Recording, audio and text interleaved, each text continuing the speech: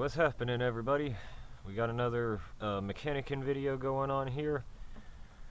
See, we have a new coolant leak in our 4.6 here on the old Crown Vic, and it's a coolant hose that goes, see this intake manifold plenum deal? There's a valley pan under there, or whatever the hell it's called, and there's like this open space between here and down there, and there's a coolant line that I think comes out, like, see there's a water pump right here. I think the coolant line comes straight off of that. There's a little rubber hose and some metal piping and whatnot, and then all that comes over to one of these pipes. I think it's this one. See this hose here, how it's clamped to a metal deal back in there?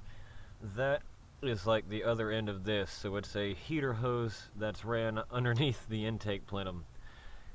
So today, and it's leaking a lot, so today we get to figure out how to get to that and replace.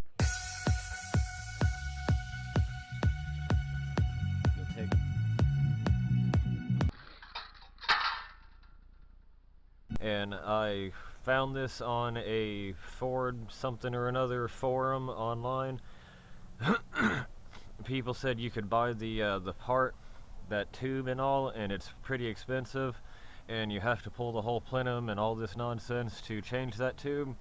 But there was other people that said they could get a few feet of heater hose and remove the fan shroud, the alternator, this little plate right here that's above the alternator, and they said they had enough room to get down in here and work, take the hose loose, and just replace it. They would snake this piece of heater hose through and make it just stick out back here somewhere and reconnect to their heater core, and they didn't have to spend all that money or remove the plenum. So we're going to try that. The first thing we're going to do is remove this fan shroud with a 5/16 socket on your head.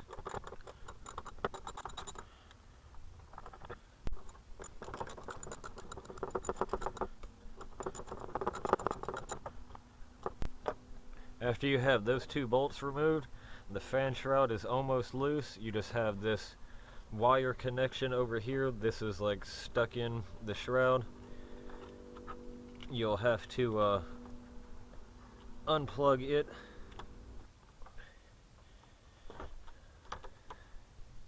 After you unplug that, you're going to have to reach down here to your lower radiator hose, and there's a part. Well, first, before you do that, there's this removable bit on this shroud right here.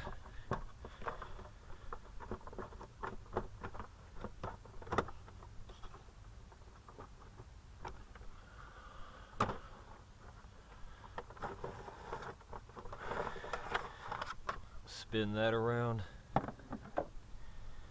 Now you have more access down this way.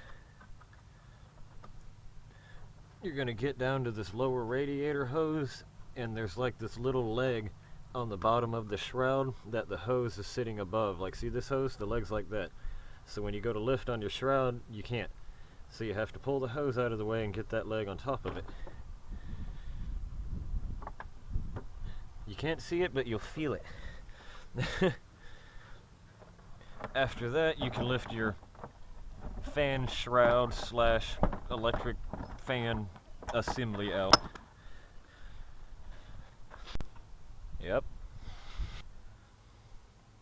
And don't forget to unplug your battery before you get into all this. Now we can come over here. We need to pull the belt. We need to pull the tension off of our belt tensioner down here, and then we need to pull this belt. So you just get a 1/2 inch drive, breaker bar, ratchet, whatever you have.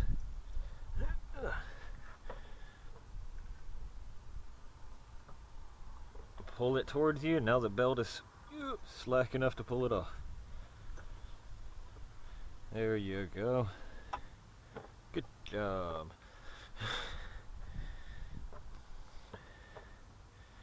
And then it's 10mm bolts at the bottom of this. And to start with, we're going to pull these two 5/16, I think it was. Yep.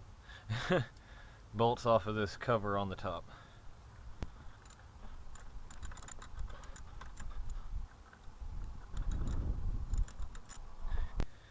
Now that those bolts are pulled out, this little cover is loose. We can slide it up here and take it loose from these spark plug wires. Set it to the side. Now, it looks as though I have enough length here. I may not have to unplug the wiring from the alternator. We may could just pull the bolts out of it and just give it a little. Set it to the side. Yeah.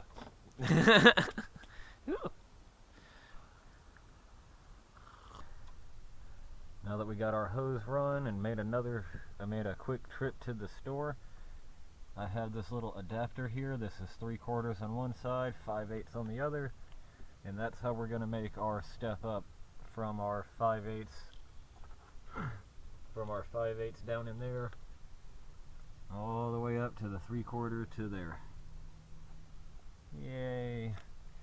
Now we can hook this up and fill the system up with coolant again, and put all this back together, put the alternator back on, put the belt back on, put the fan shroud back in, and see if it leaks and maintains temperature.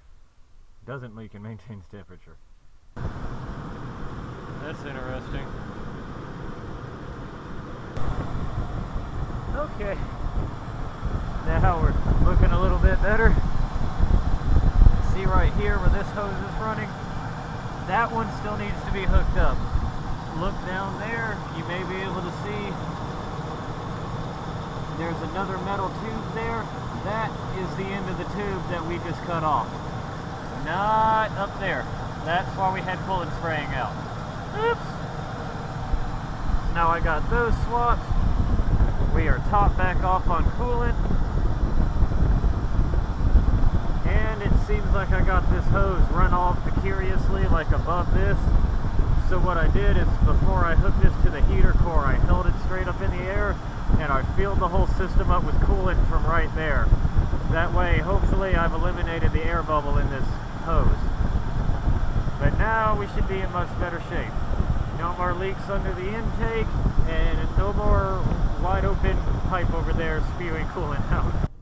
Now, hopefully, this wraps up this little video of replacing a heater hose under an intake manifold. Thank you guys for watching. Comment, like, subscribe, all that garbage, and have a wonderful day, and don't have any coolant leaks. Yeah.